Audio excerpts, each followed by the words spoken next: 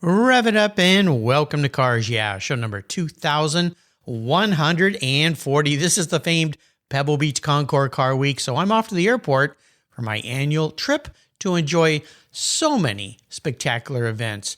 Motorlux, the Jet Party, the Rolex Monterey Historic Races, the Quail, the Pebble Beach Tour, Concorso Italiano, and of course the crown jewel of Car Week, the Pebble Beach Concours de Elegance. So if you're there and you see me, please come up and say hello, because after all these car events and all this fun around cars is really about the people.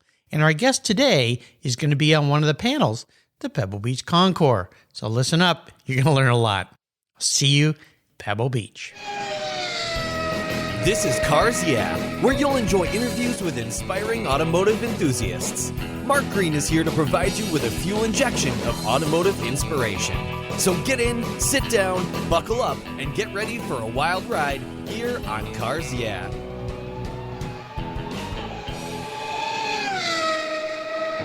Hello, inspiring automotive enthusiasts, and welcome to Cars Yeah. Today I'm in Wellington, Florida, but I'm about to be in Pebble Beach with this guest today, a very special guest, a returning guest by the name of Phillip Richter. Phillip, welcome back to Cars Yeah. Do you have any gear, and are you ready? I usually say, are you ready to release the clutch, but are you ready to head to Pebble? I am ready to head to Pebble, Mark. Yeah, you got a little further to go than I do, but we're all going to converge in the same place, and you're doing something pretty cool this year at Pebble that I'm really proud of you for what you're doing, but we're going to talk about that in a minute. Before I give you a proper introduction, what's one little thing that maybe people don't know about you, Phillip? Because I don't think I asked you this question when you were on the show way back in 2017. I love horsepower, but I also love horses, and I've been competing in equestrian show jumping my whole life. And I love what horses bring into my life and what amazing animals they are.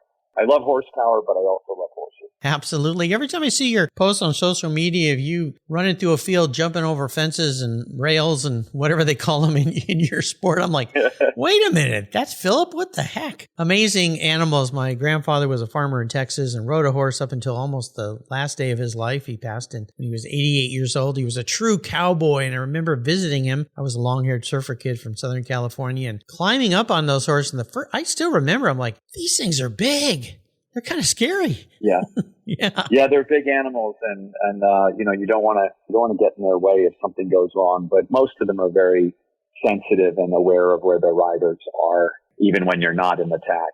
So pretty cool. All right, well, let's talk about Car Week. Let's talk about you. Let's talk about having fun at the Pebble Beach Concours. Phillip Richter is the president and co-founder of Hollow Brook Wealth Management, a New York-based private wealth management firm that oversees in excess of $1 billion, that would be with a B, in client assets. Phillip also serves on the advisory board of the OVO Fund, an early-stage technology venture capital firm based in Palo Alto, California, and oversees the Prey Family Foundation. He is also on the board of the United States Equestrian Team Foundation, as he mentioned, the United States Equestrian Federation, and competes in equestrian show jumping in the high amateur owner jumper division. Wow. Phillip is a vintage car enthusiast, of course, who maintains a collection of modern German classics, pre-war American cars, and pre-war German motorcycles. He's got some cool iron. He participates in international Concours d'Elegance events and periodically writes articles for Sports Car Market magazine, something he's done since 2016. I saw your article in the August issue, I believe. He also maintains Turtle Garage, a widely read weekly online collector vehicle journal. It's very cool. We'll be back in just a moment, but first a word from our valued sponsors, so please give them a little listen. They're the reason we can do this every day, and we'll be right back. Car Week, can't wait to get there. You know, I've been an advocate for Covercraft products to protect my vehicles for decades, but did you know that they also offer you top quality products for your boats and watercraft? Covercraft puts their quality design, manufacturing, and fabrics into their full cover bimini tops, T-tops, boat lift covers, outboard motor covers, personal watercraft, and accessories. Protect your marine toys from damaging UV ray, and you'll get the same high-quality fit and finish you've come to know for your road vehicles for your watercraft. And I've got a great offer for you as well. As usual, use the code YEAH21 at covercraft.com, and you'll get 10% off your Covercraft order. That's right, 10% off. And you get some free shipping, too. Simply use the code YEAH21 at checkout. Covercraft, protecting the things that move you on the road and even on the water. Visit covercraft.com today. I was talking with a buddy of mine the other day, and he asked me about American Collectors Insurance. He said, while I listen to you on Cars Yeah, you're always talking about agreed value collector car insurance. Well, I insure all my cars on my regular auto insurance policy, and I've done it for years. Why use a different company for my collector cars? I get a multi-car discount. Isn't that good enough? I suggested he call his carrier and ask how much he would get if his collector car was totaled or stolen. He called back and said, boy, that was a scary conversation. The value of my car wasn't even close to what it's really worth. Thank you for the education, Mark. So don't just hope for a fair claim settlement. Be certain and know exactly what you'll receive with an agreed value policy. American Collectors Insurance has been protecting enthusiasts since 1976. Give them a call today for your personal agreed value quote at 866-ACI-YEAH. That's 866-224-9324. Tell them you're a friend of Mark Green's at Cars Yeah. American Collectors Insurance, classic car insurance,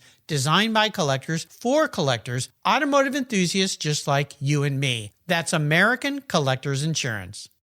Jim Canova is a past guest here on Cars Yeah, and he's detailed over 8,000 vehicles. And that kind of professional experience leads to innovation. He was tired of uncomfortable stools and creepers and being down on his knees when detailing cars. So as a result, Jim thought, you know what, there must be a better way. And he invented the Bumby seat. His unique design gets you off your knees and your bum onto a far more comfortable seating position for all your low-level automotive detailing. The Bumby seat, with its patented full flat design, allows you to adjust your position to the task at hand. Convenient side trays hold your car care products, tools, cloths, or a tasty beverage. Built for the toughest driveways and garage tasks, the Bumby seat has wheels that roll easily over almost any surface, and it makes a great around-the-home adjustable stool for hobbies, yard work, or take it to the car show. The full flat design makes storage a breeze.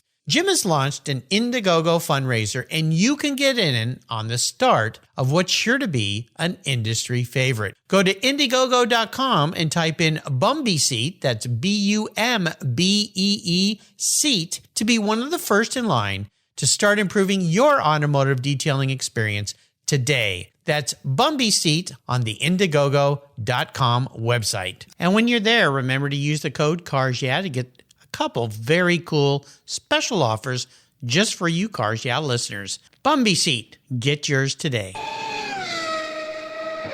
So, Phillip, we are back. So you and I are getting ready to head to the incredible week of fun, the Pebble Beach Concours Car Week. There's so many cool things to see, but you're going to be doing some a cool thing there. You're going to be sitting on a forum. But before we talk about that, I want you to talk just briefly about Hollowbrook Wealth Management, what you do there, the world of wealth management, of securing finances for people and making sure their future looks healthy and fun. And then also we'll touch on Turtle Garage. What on earth, Turtle Garage? But let's start with Hollowbrook. Well, Hollowbrook Wealth Management is a registered investment advisor that I co-founded back in 2002. And we seek to serve our clients. If you think about people worry about their health and their wealth, we exist so our clients don't have to worry about their wealth. And the genesis of the firm was that, my father sold his business and handed his money to a large firm in New York.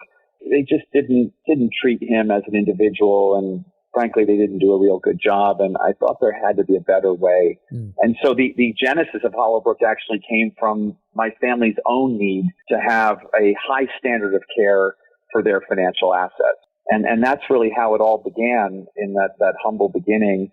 And here we are today with 13 employees, and we oversee about $1 billion of capital and have a wonderful list of really interesting people that we do business with. And, it's like the car world, right? It's all about the people you interact with. And that's what makes it really fun and interesting and rewarding. Well, absolutely. And preserving and growing and caring for people's wealth, which is typically very hard earned, that's a huge burden on one guy's or 13 people in your case shoulders to make sure that that continues. And we go through these tumultuous times like we're going through right now where everybody's like, what is going on? But you and I have been around long enough. I think I've been through 4 or 5 of these things now. This one's a little unique, but they're all a little unique, right?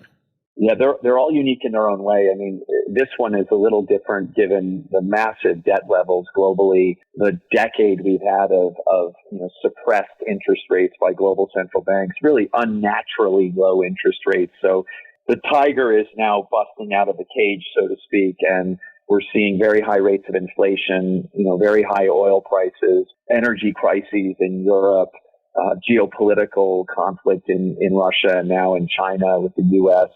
Tensions heating up there. So there's a lot of cross currents and things out there, which make you fall back on owning quality, own things not dissimilar from the car world, right? A really good example of the best cars are always going to be worth something in a good or bad market, and it's similar in investments, companies that are well run with ethical management, that are not over leveraged, that don't have too much debt, that serve a fundamental need in society and serve it well. These are businesses that are going to do well, whether the Dow Jones is at 35,000 or whether it's at 10,000 or 5,000.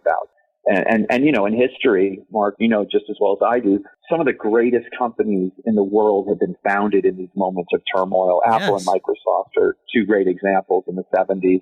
So there's always something to be positive about, and I remain bullish on America. We are, despite all of our challenges, we are the center of innovation. We have liquid and deep capital markets. We have rule of law. We have energy resources. We have the ability to grow crops in this country. We're really blessed as a country of America, being in America. Amen to that for sure. Now, as if you weren't busy enough, Turtle Garage, touch on that a little bit. Turtle Garage, we talked about that, and you listeners can go back and listen to Philip's first talk with me. He was guest number 866, and we did touch in depth on Turtle Garage, but I just want you to touch on why do this when you're so busy doing that.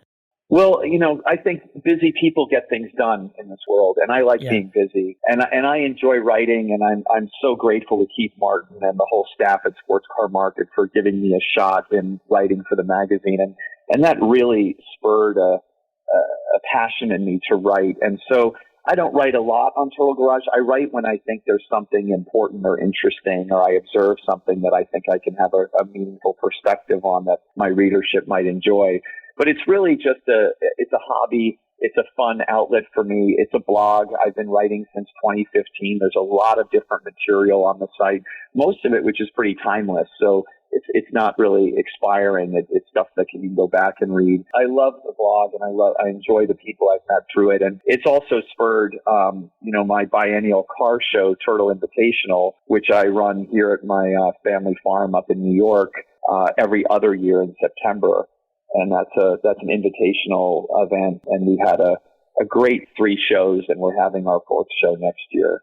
Very cool. And by the way, you listeners, go to his website and subscribe. He'll send you a cool little book that I developed for Phillip. Yes, thank you, Mark. You're welcome. And you'll get that, a cool little ebook I put together, very similar to the ebook you get if you subscribe on the Cars Yeah website. I had a lot of fun doing that for Phillip. He's got a cool website. You really should go and subscribe. Now let's get to Car Week, because the first thing I want to touch on is you are part of a car forum with a subtitle of Distraction to Disruptor. I believe you're going to be talking with another past guest here, Randy Nonnenberg, co-founder of Bring a Trailer, correct?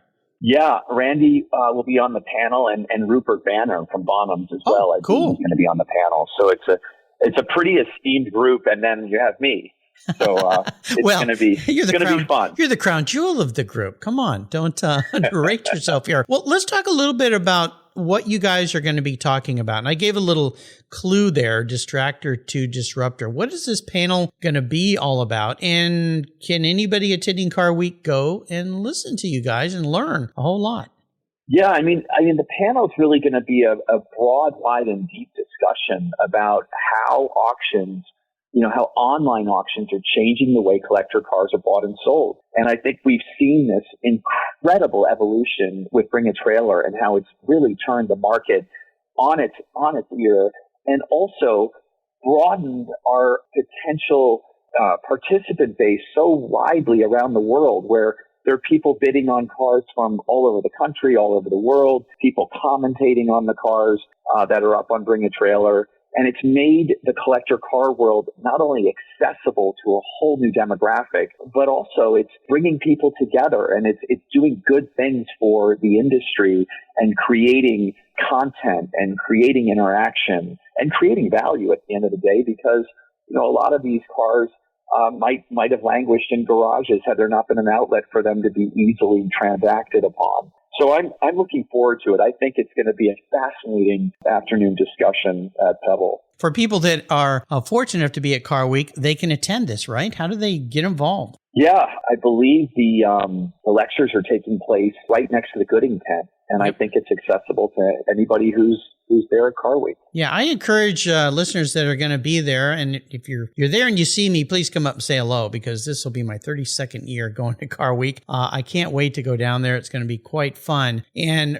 Randy, as you listeners know who've listened to me a lot, they over at Bring a Trailer, I sold first car I've ever sold at an online auction. I sold my beloved Orange Crush a couple months ago, and the whole experience, I was very nervous about it, was absolutely spectacular. I got a stellar price. Everything went super well, and I'm happy to say that my Orange Crush is living about an hour north of me now. I've got visitation rights. It's in a garage that's nicer than my home. It's gone to an incredible collector with a beautiful home and incredible garage, and it's living with many of its brethren and sisters German cars, because his garage is full of Porsches. So everything couldn't have gone better for me. And your other co-speaker, of course, Rupert Banner, Vice President at Group Motoring Director at Bonhams. He was a guest here on Cars Yeah back in 2019. So I look forward to seeing all three of you stellar stars up on the panel. So when we go back to thinking about Pebble and our upcoming journeys together here, Phillip, what are you expecting, or hoping, I should say, to see at Pebble this year? What are some of the things you've got you fired up? So, Mark, it's such a great question, but I would change the what are you hoping to see to who am I hoping to see? And I think that, and I really think that is really what it's all about, right? It's about who we're going to see. The cars are all unbelievable. I mean, RM and Gooding have an unbelievable lineup of cars this year for auction. Yeah. The show field on Sunday is going to be just outrageous. All the surrounding events, Concorso, and Legends of the Autobahn and the Quail. I mean, all these things going on are going to be fantastic. But for me, what really tips the scales is having time with friends and meeting friends of friends and new people, which every year, I mean, you've been going 32 years, the accumulation of relationships that come from Monterey Car Week and specifically the show on Sunday at Pebble Beach. It's unparalleled, and it's really unlike anything else in the world in any other venue or any other sport or business or hobby. It's just plain different there. And I'm really looking forward to seeing a lot of people I haven't seen in a while and meeting some new people. A couple weeks ago, I featured an entire week of guests here on Cars Yeah who are going to have vehicles on the lawn. And it was a great lineup of people. But one of the guests was a prolific collector and vintage racer, Ross Myers. And he said the exact same thing. He said, you go to Pebble and you see people he goes, I have friends that live like an hour from me, but I'm so busy with my work and my career, I don't see them, but I see them at Pebble. Yep. I've been going so long that there are people that I see every year, and I finally walk up and go, can I introduce myself? I've seen you here every year. Who are you? And you create a friend. And next year you see them again. And my week is lined up with, I've got dinners with people, meetups with friends, and now because of Cars Yeah, all these people I'm so fortunate to have them reach out and say, hey, can I meet up with you? Can we see each other? Can we say hello? And it is about the who's, not the what's. Now, you mentioned a couple of the wonderful auctions. There's so many great auctions going on. Are there a couple vehicles that you could maybe touch on that you're looking forward to seeing? Because there are some insane vehicles being sold this year. I mean, I think this year, I say this every year. It's like, this has got to be the high watermark of cars being sold at one place.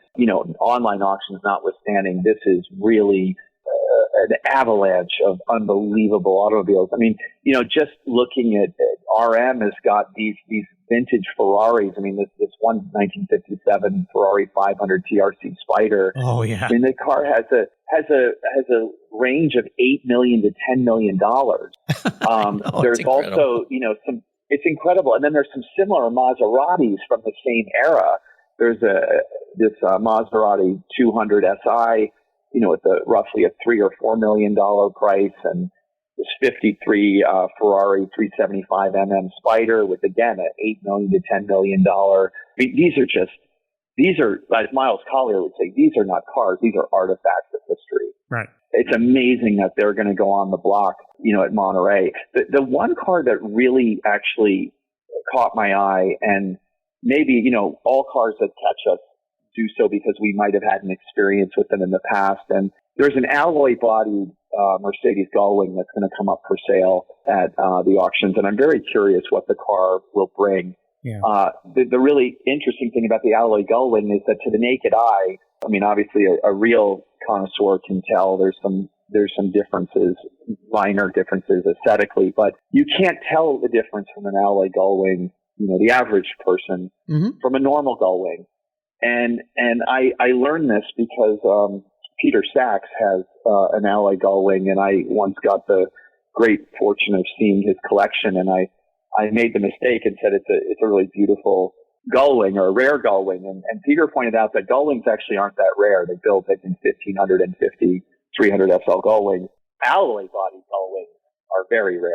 Yeah. And there are 28 of them, I think, were made, and I don't know, maybe 18 to 20 are left given time and all these things. So I really am drawn to the alloy Gullwing because, to me, it's such a statement, having my father come from Germany and grow up during the Third Reich, and, Germany just being in rubble in 1945 and everyone's lives destroyed.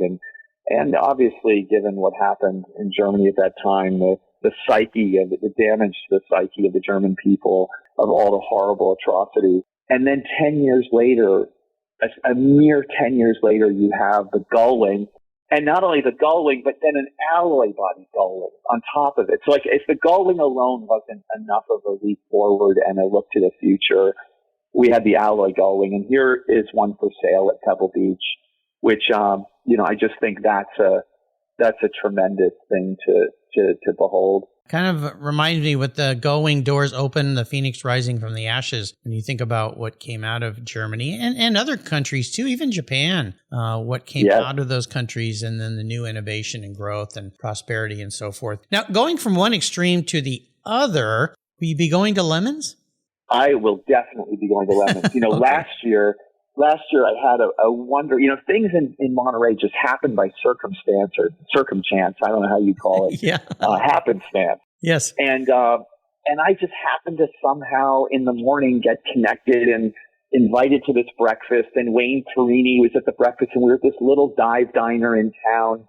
And then we went to this small used car dealer that deals in some classic cars. It's an Iranian guy that I guess Wayne has been going to every year to visit before Lemons, and he picks out a car to drive to Lemons. And, oh, cool. And I rode their coattails the whole morning. So I had breakfast with them, and then we drove over to, I think it's called Doty's. I forget the name. And we went to Doty's and picked out Wayne's car, and he drove it to Lemons, and then we all went to Lemons. And I think the thing about Lemons that's so great is, yeah, it's a little silly and it's a little over the top, but it reminds us that, again, it's not about the $4 million Packard that's on the field at Pebble. It's about fun, and it's about kind of laughing at ourselves at times, and it's about looking back at the mistakes of various countries in the automobile industry. It's about camaraderie, and it's about people. And so I definitely will go to Lemons again this year. For those very reasons. Yeah, it's one of those events that has come up, and it's so interesting. And I remember, I think it was the first time it was there. I was driving out, maybe going to the track, and we drove by this place, and I said, "What's going on over there?" And somebody said, "I think it's that Lemons thing." And so we turned around and went back, Yeah, we missed some of the first races because it was quite fun, quite interesting. So, and it's free, and it's just, there's so many things about it. They're fun, and it is the extreme, and that's a great testament to what happens during Car Week. So many different events, so many different people. We're going to take a short break and thank our sponsors. And we come back, we'll continue our talk about what's coming up this week at Pebble Beach Concours Car Week. We'll be right back. I've teamed up with Auto Geek because, well, they've been the leading source of auto detailing products, accessories for more than 20 years. Their Pinnacle Sovereign Paste Wax is specially formulated from Brazilian carnauba wax. It's easy to apply on any paint surface and provides that warm glow that we love, especially me on my vehicles. You're going to love it too. A favorite of car shows countrywide, Pinnacle Sovereign Paste Wax from Auto Geek wipes on easily, requires no drying time, is easy to remove, and provides up to 90 days of protection against damaging environmental contaminants. This wax is designed to exceed the standards of the most discriminating enthusiasts and collectors. Go to autogeek.net to get yours for the best product selection on the internet today, along with their very skilled technical support. Autogeek.net. That's where I go for all my detailing needs. That's autogeek.net. Linkage. It's a new quarterly publication and website that covers the automotive market, driving, restoring, collecting, and discovering your passion for motor vehicles. Linkage is about experiences, opinions, and values. Linkage is an actual informed, reasoned opinion based on first-hand experiences. A talented linkage team covers the automotive world, the people who share your passion and mine, smart, considered, rational, and experienced opinions. Ones you can learn from and grow. That includes our passion that drives auctions and the collector car market. So come with me and join us on this journey. And be sure to use the code CARSYEAH when you subscribe, and they'll give you $10 off. Boom! Linkage, geared for the automotive life. Subscribe today at linkagemag.com. Here at Cars Yeah, it's all about inspiration. And our charity of choice is Tech Force Foundation, where it's all about making a positive difference in young people's lives. Tech Force helps young adults discover their talents and passions for all things automotive, with a mission of helping students develop a career as a professional technician. Tech Force awards nearly $2 million in scholarships every year for students to pursue technical education, and they support hands-on activities, events, and mentorships across the country, working to change the outdated perceptions of these careers. Auto techs are in high demand, but the supply of qualified technicians is critically short. They need your help to fuel their mission. Learn more and join me in supporting them at techforce.org. So we're back, Phillip. So here's a question for you. In fact, I'm going to ask you something kind of off the cuff here. So I've invested my future wealth with you. And I call Phillip up and I say, Phillip, I'm going to Pebble and I want to buy a car. What's your advice? Now, you're a wealth manager. You're somebody who cares for people's futures, their security. But I'm a car guy and I want to take a little money out of my funds and go buy a car. How are you going to respond to that question? I would tell you not to buy a car as an investment. I would tell you to buy a car because you love it. There you go. And that's a cliche, and everybody says that, and everyone says they feel that way. But I think you've got a lot of people here at these auctions who are buying what they think are the next hot thing, and they think that the 2019 Ford GT is going to trade, it's trading, let's say, at $1 million today. They think in 5 years it's a $5 million car, so they're going to buy it for that reason. I think you might get lucky here and there, but I think you get in trouble because cars don't have, the component of an equity, like in the equity market, you're buying a cash flow stream, right? You're buying management, you're buying growth. A car is an inanimate object, and it's based on the vagaries of demographics, of popularity, of a lot of things that are just so out of your control. Who's to say why, a certain car becomes really the next big thing? I mean, look at what's happened to Ferrari F40s, right? Yeah. They were, there's an unbelievable, data point where in 1999, a 6-speed new Ferrari sold for $250,000, and a 1990 Ferrari F40 sold for like $210,000 or $240,000. Mm-hmm. Well, one of them ended up being an unbelievable return, and the other one ended up being a used car. And so, who's to say that, that the F40, why is the F40? Yes, it's got the Enzo 40th anniversary, last car built under his reign of Ferrari, et cetera, et cetera. But they built a lot of F40s, right? There's a lot of them out there. So I think my advice would be to stick to, if you are going to go and buy a car, buy what you really, really, that hits that nerve in you, that keeps you up at night, that makes you like reopen the garage door when you put it in the garage and stare at it. And then buy the absolute best car you can afford. Because as I said earlier, when things turn south and you have to generate liquidity, a mediocre example of a semi-popular car is not going to bring the money in a down market that the best example of that car would bring. So I would buy the best thing you can afford. And also, I think a lot of people in our industry are very impatient.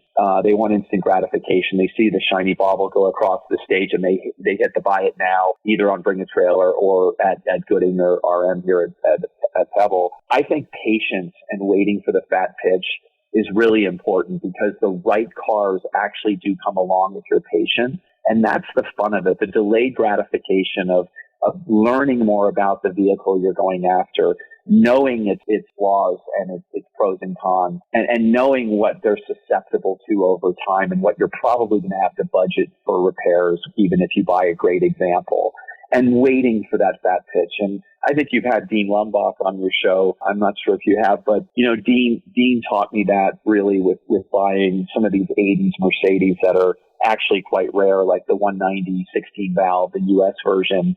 I suggested 7 cars, and Dean kept saying, no, wait, let's wait. We'll find a better one. I said, Dean, I'm going to be 6 feet under by the time you find me a car. Yeah. And lo and behold, he found a 25,000 mile one owner garaged, absolutely perfect example. And that feels great when you find that quality.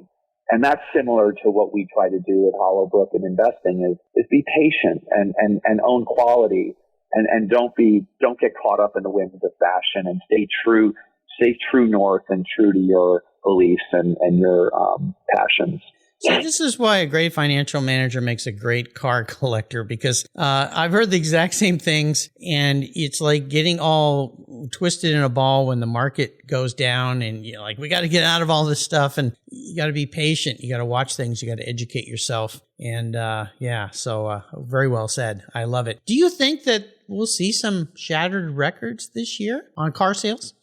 I do think we will, and I'll tell you why. And I think, one could easily take the other side of this argument, given what interest rates are doing and financing costs going through the roof and inflation and geopolitical risk and frankly, quite a lot of potential downside in equity markets from here if the authorities can't kind of engineer a quote-unquote soft landing, which frankly, we all know they've never been able to engineer that. No. That's never really happened in history. So, and the complexities today are tenfold what they were even 10 years ago. But I think if you look at the quality of the lots that are for sale at some of these higher end auctions, whether it's Gooding or RM or otherwise, these are cars that bring all the money because they're all the car, right? They are the best of the best. I haven't seen all of these cars in person, and I plan to go through every one of them with a fine-tooth comb. But just a silly example, right? At RM, they have a final year Porsche 928 GTS. Oh, yes. Uh-huh. The real Porsche aficionado can say what they want about the 928, but the GTS is a very special car. A final year US version is a very special car, and a 5-speed manual is a very special car. And this is a car with 13,000 original miles that is absolutely pristine and a very attractive color combination. And obviously color, in my book, color really counts in a car. It worked for me with my Orange Crush. That's right. Exactly. Yeah. And this is a car that, they've got it without reserve with an estimate of 225 to 275. And, 5 years ago, you'd say, wait a minute, you're out of your mind. That Porsche 928 for $250,000. I know. Wow.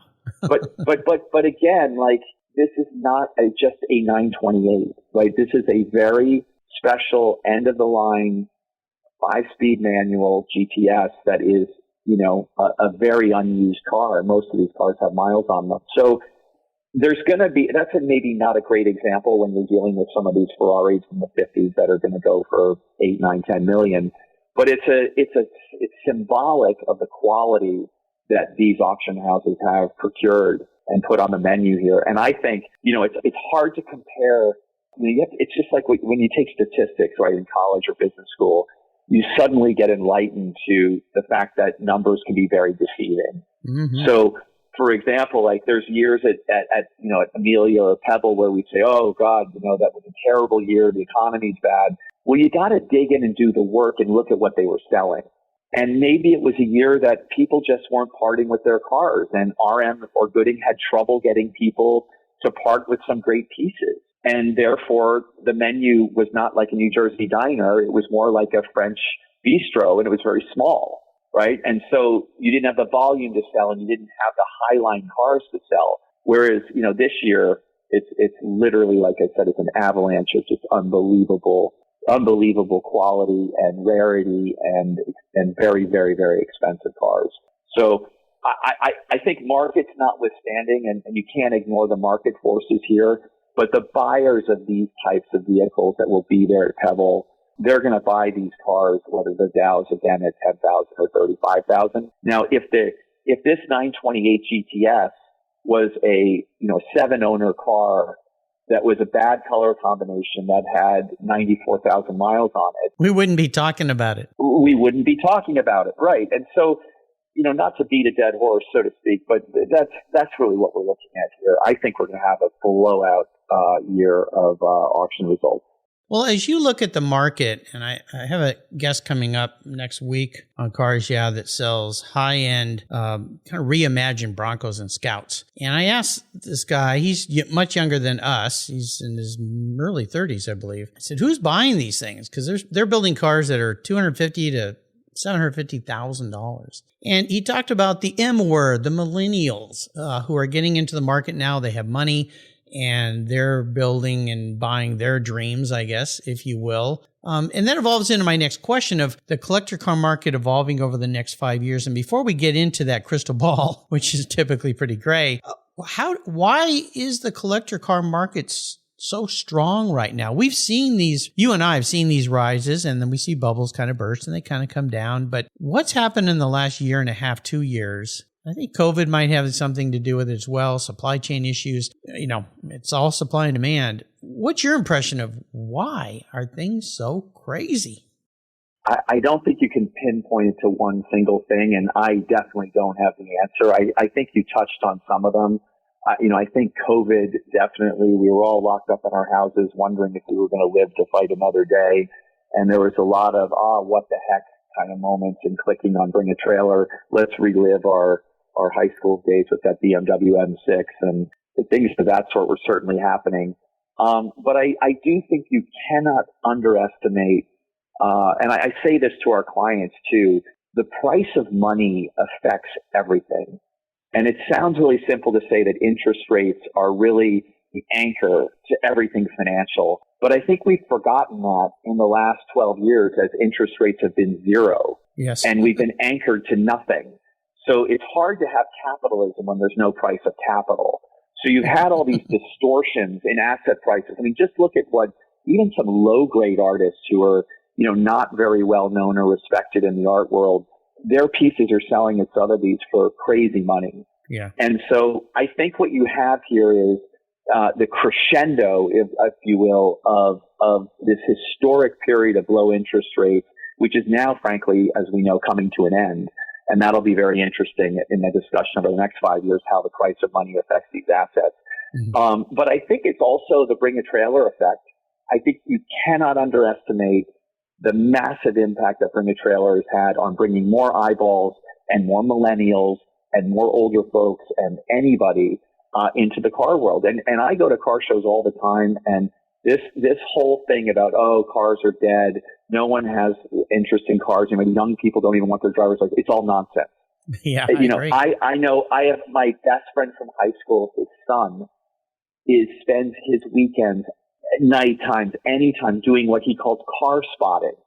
And I didn't know this, but there are several very young kids who camp out on Greenwich Avenue in Greenwich, Connecticut all day on Saturday and Sunday and do nothing but photograph rare cars driving down Greenwich Avenue or parked on Greenwich Avenue, and they post them on Instagram. And there are literally dozens. And, you know, we drove my SL65 Black Series to the chowder lunch the other day in Bruce Park, and he said, "Can we drive down Greenwich Avenue? And there's going to be lots of car spotting." And I'm like, "Car what?" Car what? He said, "Car spotting."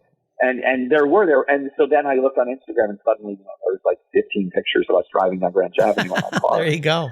So I think there's a lot, like all those things you mentioned. But I would, you know, not that I can predict the future, but I would bet there are going to be some very significant headwinds going forward for all of these real assets as rates rise and risks increase and people get more cautious.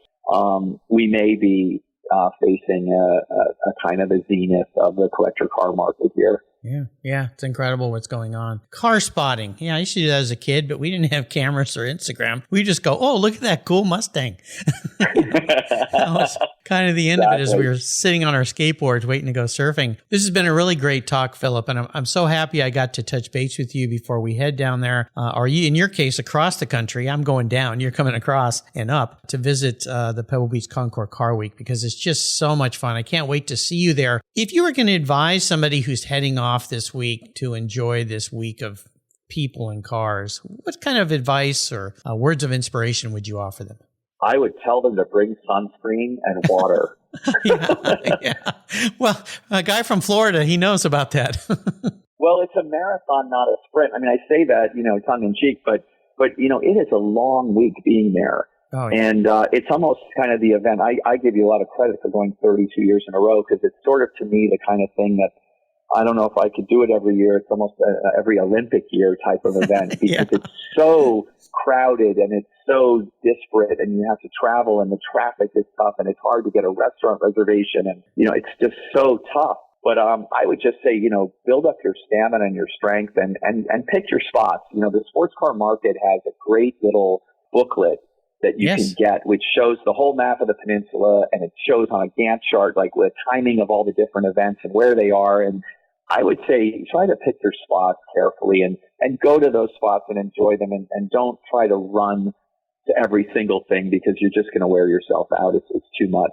Well said. I go with a buddy of mine, Bill, every year, and I sent him my Gantt chart, if you will, my calendar, and I got all the events in different colors, and I shot it over to him in a text, and he goes, "Oh my gosh, another one of those weeks with Mark Green."